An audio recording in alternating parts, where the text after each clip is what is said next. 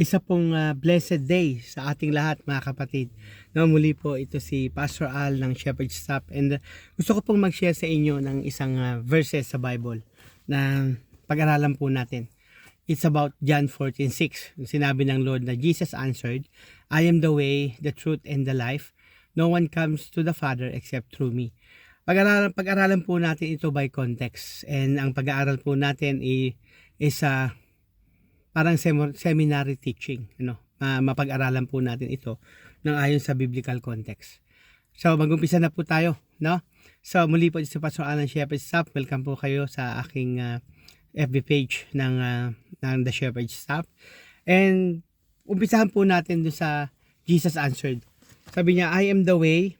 Sa John 14:6, sabi po doon, I am the way, the truth, and the life, that no one comes to the Father except through me.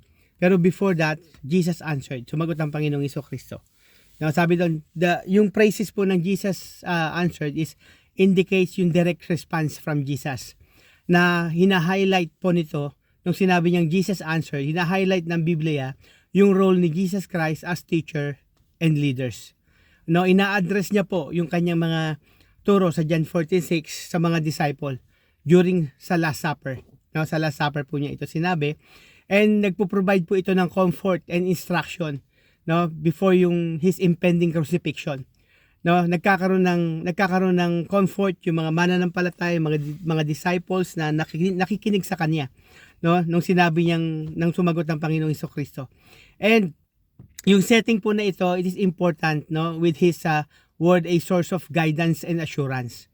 Napakahalaga po na parang sa isang company na ang boss ang magsasalita sa iyo na pag nagawa ito, bibigyan kita ng opportunity na i-lead yung isang team or kaya I will give you increase. Ito po iba, no? Sabi po dito na sa John 14:6, Jesus answered, yung assurance po na ang nagsasalita mismo, yung source of guidance, yung source of wisdom, na yung source ng merong ability of a teacher, ability of a prophet, ability of a leader. Yung assurance po na sinasabi niya. Ano po ba yung sinabi niya? Umpisa na po tayo. Sabi niya, Jesus answered, I am the way.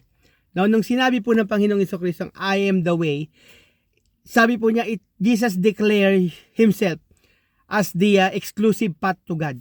Wala pong ibang way going to God. No, nung sinabi niyang, I am the way, by the way, this is point number 1, I am the way. Now, Jesus declares himself as exclusive path to God. Exclusively. Wala pong iba. Wala pong ibang daan maliban sa Panginoong Jesucristo. No, ini-emphasize po niya as mediator between humanity and the Father. Parang ganito po. Naalala niyo po nung ipinako ang Panginoong Jesucristo, merong dalawa sa kaliwa at kanan niya. No? Yung isa po yung kinalala yung kanyang pagiging Misaya, yung isa po is minamak pa siya. Ang ibig sabihin po nung figure na yon, na merong sa gitna ng Panginoong Jesucristo nakapako siya, may dalawang nakapako pa, na ito po ay ipinapakita na ang Panginoong Jesucristo is great mediator. Siya po yung tagapamagitan sa tao at sa Diyos, between humanity and the Father. Kaya sabi po sa 1 Timothy 2:5, na malinaw po na sinasabi doon sa 1 Timothy 2:5 that for there is one God and one mediator between God and mankind, the man Christ Jesus. No, wala pong ibang tagapamagitan. Wala pong ibang tagapamagitan. Kaya sabi ni Jesus, I am the way. No? And this statement aligns with Old Testament. Imagery po ito ng way na a path of righteousness. Kaya sabi nga sa Bible sa Psalm 1:6, for the Lord watches over the way of the righteous, but the way of the wicked leads to destruction. Nakatingin lagi ang Diyos, no? Tinuturo ng Diyos, nakatingin ang Panginoong Jesucristo doon sa mga gumagawa ng mabuti at doon sa gumagawa ng hindi. Image po ito na yung way to righteousness is Jesus Christ. When we obey Him, when we follow Him, Jesus is the way. No other way going to heaven. No? And nag-e-echoes po ito. Yung concept na ito, yung Isaiah 35:8, yung which speaks doon sa Bible na He is the highway of holiness. Sa Isaiah 35:8, sabi po doon, sa Tagalog, magkakaroon ng isang maluwang na lansangan na tatawaging landas ng kabanalan. Sa landas na ito ay hindi makakaraan ang mga makasalanan at mga hangal. No, kaya sinasabi ng Panginoon, yung landas na yon, yung highway of holiness, no, refer lang sa Panginoong Kristo, which is He is the way. No, walang ibang way going to heaven. And Jesus fulfills the prophecy of being embodiment. Kumbaga, yung sagisag ito ng path of salvation. Pag sinabi sinabi ng Panginoong Kristo, He is surely, He is the divine way. Sabi niya, it is a assurance. Ito yung embodiment, yung sagisag, na ang path of salvation is through Him. I am the way. And point number 2 po tayo and the truth. Na kung titignan po natin, sabi na, I am the way, the truth. Siya ang katotohanan. No? In claiming sa pag-admit po ng katotohanan, sinasabi ng Panginoong Kristo na yung identity niya is ultimate revelation of God. Yung siya mismo, siya yung ultimate na kapahayagan ng Diyos na magliligtas sa humanity. Kaya siya yung katotohanan. Kaya maraming magsasabing andyan na yung Kristo. Pero isa lang yung sinabi sa Bible, sa Matthew 1:23, 1:22-23, na ipapanganak ang isang lalaki at tatawagin siyang Emmanuel at ibig sabihin kasama natin ng Diyos. Iisa lang po ito, mga minamahal kong kapatid. And yung understanding natin ng katotohanan at yung katapatan at yung reliability ng Panginoong Kristo. Reliable, mapagkakatiwalaan po. Siya yung promised Messiah. Siya yung ipinangako ng Ama. Siya yung sa Isaiah 9:6 na sinasabing for the child is born and the son is given. Now he will be called Counselor, Everlasting Father. Siya po yun, walang iba, ang Panginoong Kristo. And pag binasa po natin sa Psalm chapter 25 verse 5, sinasabi po doon na guide me in your truth and teach me, for you are God my Savior. Sabi po ng psalmist, he's referring to Jesus Christ, and my hope is in you all day long. Sabi niya, guide me in your truth and teach me. Turuan mo ako, i-guide mo ako, for you are my God Savior. Referring po sa Panginoong Kristo. No? And ang Panginoong Kristo hindi lang po isang salita, kundi naging tao po ang salita. Siya yung katotohanan na sinasabi ng Diyos Ama. And kaya sa John 1:14, sabi doon, the Word became flesh and made His dwelling among us. We have seen His glory of the one and only Son who came from the Father, full of grace and truth. Naging tao po ang salita, namuhay na kasama natin. No, na ang katotohanan, ang Panginoong Kristo ang katotohanan, and the truth. Nasa Kanya, siya ang namuhay sa mundong ito na punong-puno ng kabanalan, na hindi nagkasala. Ang katotohanan ay nakatago sa Kanyang pagkatao, na siya ay Diyos na ipinadala sa lupa para iligtas ang bawat sangkatauhan. And full of expression of God's truth. Hindi lang siya namuhay na siya ang katotohanan, kundi na-demonstrate niya na sumasa Kanya ang Diyos. Ang katotohanan na sa pamamagitan niya na may tatanggap ng kaligtasan, sa pamamagitan niya may gagaling sa mga may sakit, may sa pamamagitan niya mayroong lalaya. No? And contrast po yan sa trabaho ni Satanas. Kasi po ang trabaho ni Satan sa John 8:44, you belong to your father, the devil, and you want to carry out your father's desire. He was a murderer from the beginning. He was a murderer from the beginning, not holding the truth, for there is no truth in him. So kung ang Panginoong Kristo ay ang katotohanan, si Satanas po ay walang katotohanan. Sabi doon, when he lies, he speaks his native language, for he is a liar. Ano yung native language ni Satan? Kasinungalingan. So contrary po sa Panginoong Kristo. When Jesus Christ came to earth, sabi niya, I am the way, the truth.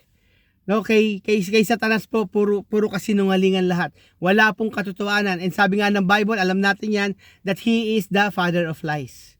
So number 3 point natin, I am the way, the truth, and the life. Number 3 point, and the life. No, Jesus is the life, signifies His power over death. Bakit may buhay? Bakit si Jesus ang buhay? Ito yung signifies na yung kapangyarihan niya over sa kamatayan. Yung role niya po is a source of eternal life. No, sabi niya, He is the source of eternal life. Ang buhay ay nasa kay Kristo. Kung ang kaligtasan po kay Kristo ay walang saysay. So wala pong saysay ang pagsunod at pagtitiwala kay Kristo. Sapagkat ang Panginoong Kristo ang ating pinaglilingkuran ay buhay. Pag sinabing siya ay buhay, hindi lang buhay sa mundong ito, kundi buhay hanggang dun sa kabilang buhay. No? Declaration po ito ng Panginoong Jesucristo. At sa John 11:25, where He states, I am the resurrection. Sabi ng Panginoon, ako ang pagkabuhay at ako ang buhay. No? And the one who believes in me will live and even though they die. No, kahit tayo ay mamatay, mabubuhay tayo.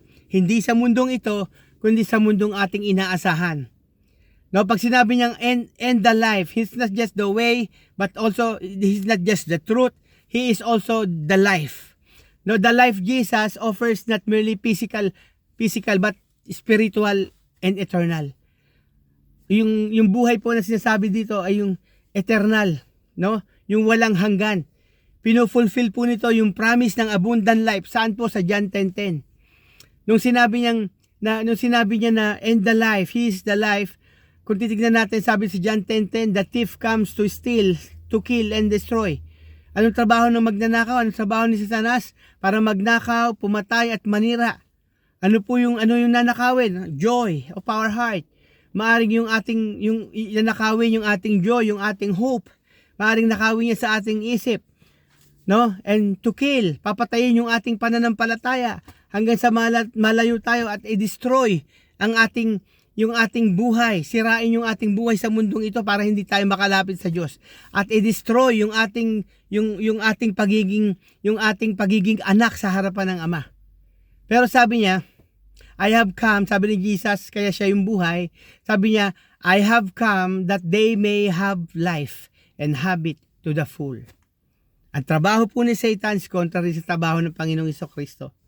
Ang trabaho po ni Satanas is the thief comes only to steal, magnakaw, pumatay at manira. Pero ang Panginoong Jesucristo, ang trabaho niya, naparito ako, sabi niya, upang ang mga tupa ay magkaroon ng buhay na masagana at lubos. Amen? Sa Acts 4:12 po, sabi niya, and the life, salvation, Act 4:12 po, salvation is found in no one else. For there is no other name under heaven given to mankind by which we must be saved. Sa ilalim, Lord God, ng langit, walang ibang pangalan na ibinigay sa atin kundi ang pangalan lamang ng Panginoong Jesucristo para tayo ay magkaroon ng kaligtasan. So siya ang buhay. Siya ang buhay na ating inaasahan. Point number 4, no one comes to the Father. No? Ito po yung praise na sinasabi na yung exclusivity of Jesus as the sole means of access to God. Exclusive po yan. Wala pong ibang name under heaven na ibinigay para maligtas ang tao. No, hindi po kay Mama Mary ang kaligtasan. Hindi po sa mga tao ang kaligtasan. Hindi po sa ating mga gawa. It's only, yung sinabi niyang no one comes to the Father, nire-refers niya po yung exclusively, yung Jesus as the sole means of access to God. Only Jesus po. No, only Jesus. No? And kung titignan po natin, that personal relationship available to all through Christ. Nagre-reflect po yan sa mga Jewish understanding noon about sa Diyos. No? As Father of Israel. Nagre-reflect po yan na ang kanilang kaligtasan ay sa Panginoong Jesucristo. And yung exclusivity po, exclusive way, ito po yung central doctrine of Christian doctrine.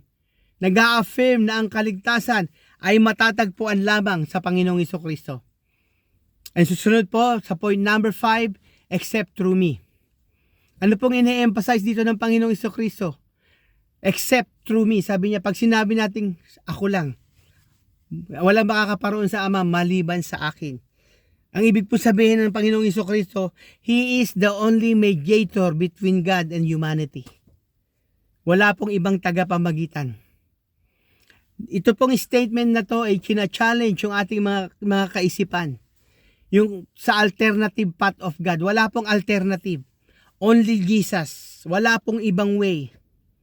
No, nire-reinforce po nito yung pangangailangan ng ating pananampalataya para ma-reconcile sa Panginoong Jesucristo sa pamamagitan ni Jesus sa Ama.